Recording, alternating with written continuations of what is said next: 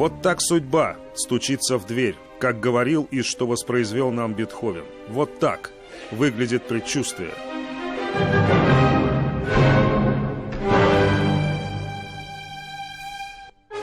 Что вам привидится под звуки этого грозного аллегро, зависит от того, кто вы, наблюдатель или участник событий. Здесь, в месте, где круг замыкается, каждый слышит свое. И для многих это триумф.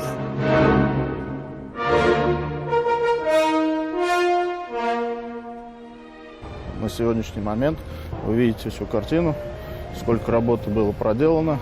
Укладывается порядка 20 тысяч кубов бетона. Выполняется асфальтирование порядка 40 тысяч квадратных метров покрытия и целый комплекс работ по переустройству инженерных сетей. Прогресс или триумф с точки зрения строителей действительно налицо. Вот эти кадры мы снимали в октябре прошлого года. Давайте сразу оглядимся по сторонам. Вот улица Урманче, вот солнечный город. Широченная улица приводит в тупик. Дальше хода нет, поскольку нет еще кольца. Вот там вдалеке слева это поселок Борисково. Еще дальше конечная цель, улица Техническая. Если бы мы догадались полетать здесь еще несколькими месяцами ранее, мы бы мало что разглядели бы тут в зеленых зарослях. Но в октябре стройка уже масштабная, хотя и нет еще самой сложной конструкции. Вернемся в наши дни, вот она. Путепровод, который возводит в эти дни, проще говоря, мост, который перекинут через Фермское шоссе, чтобы автомобильная речка текла и снизу тоже. Один пролет моста уже залит бетоном. Вот как это было. Сказать, что это сложное сооружение, это ничего не сказать. Вы только представьте, на этот первый пролет путепровода ушла 1000 кубометров бетона. Это 2500 тонн бетона. Это 40 железнодорожных вагонов доверху этим бетоном залитых. Это целый товарный поезд с бетоном на один только этот пролет. А будет их 3. Это первый пролет. Будет еще второй для машин и третий посередине поменьше для трамвайных линий.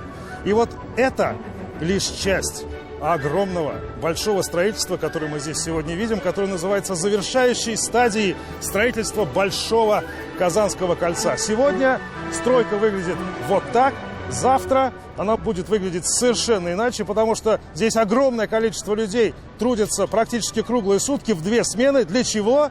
Для того, чтобы к 30 августа, как мы знаем, дай бог, преподнести республике большой, практически царский подарок. Кольцо.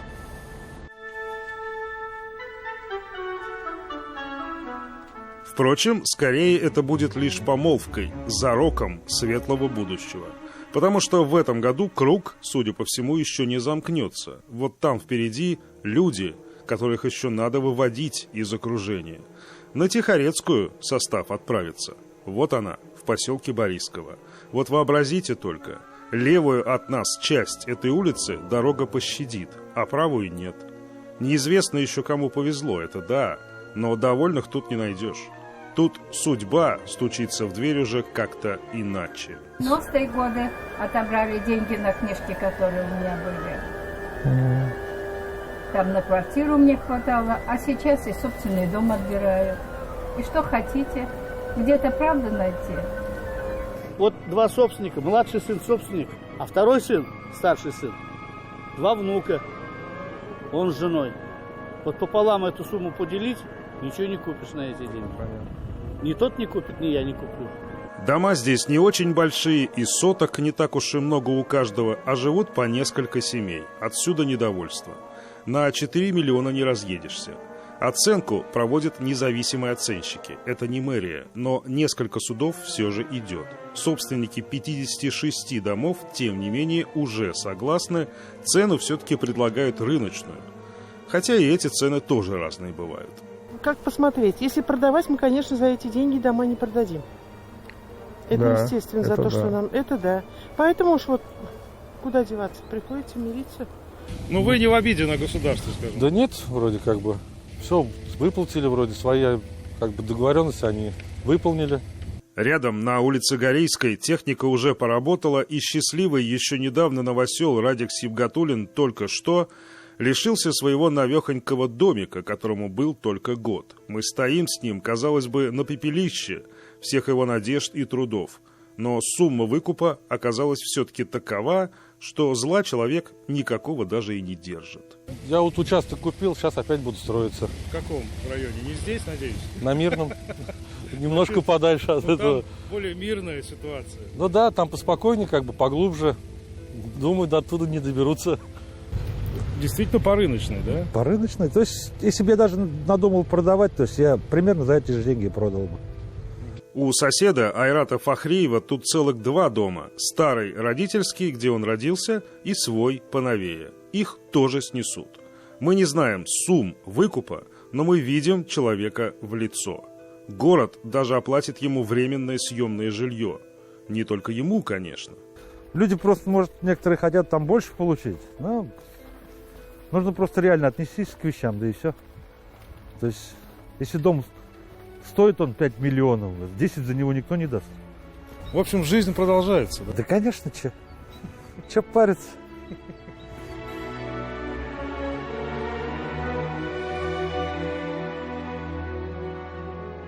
Никакому сомнению, между тем, не подлежит тот факт, что это кольцо, если и не для всех, то для большинства все-таки не что иное, как спасательный круг.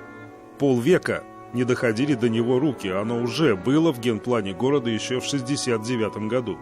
Проспект Ямашева, например, это ведь тоже большое Казанское кольцо, немалая его часть. Противников радиального города можно найти без труда, но кто откажет себе в будущем в удовольствии добраться, скажем, от РКБ до ЖД за 15 минут? И не через центр. Кольцо, оно в этой части, где сейчас идет достройка, потом продолжается к территории Кировской дамбы, идет вдоль Кировской дамбы. И, конечно, в этой части, когда Большое Казанское кольцо тоже будет достроено, я имею в виду от улицы Тихорецкая вдоль речного порта и на Кировскую дамбу, то это, конечно, позволит снять транзитный трафик через центр города, который сейчас едет в том числе и по Булаку. Повышается еще и связанность общественного транспорта непосредственно центральной части и нашего скоростного трамвая, что на самом деле, я думаю, очень хороший знак, в том числе и для демотивации пользования личного транспорта. А на перспективу, возможно, и по этой связке будут пущены и автобусные маршруты. Так что там в звуках этого грозного аллегро? Все по-своему, по-разному, в определенных кругах. Но исход, в общем, ясен. Тихо на Тихорецкой уже никогда не будет. И это не злой рок. Это судьба. Стучится в дверь. Михаил Любимов, Андрей Ключников и Андрей Мохов. 7 дней.